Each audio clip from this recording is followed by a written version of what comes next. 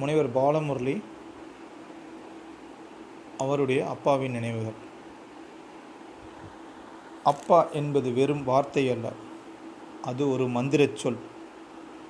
அனைவருக்கும் தந்தை கடவுள் என்பார்கள், ஆனால் அப்பா கடவுளாக முடியும்.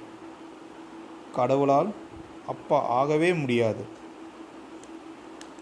அப்பா கேட்டதையெல்லாம் வாங்கித் தருவார், ஆனால் கடவுள் தகுதி இருந்தால் மட்டுமே அவருக்கு தருவார். அப்பாவுக்கும் மகனுக்கும் என்றுமே சொல்ல முடியாத ஒரு பாசம் இருக்கும்.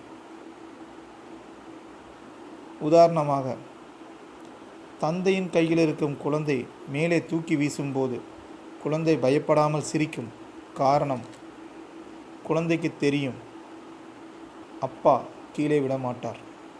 ஸோ குழந்தைக்கு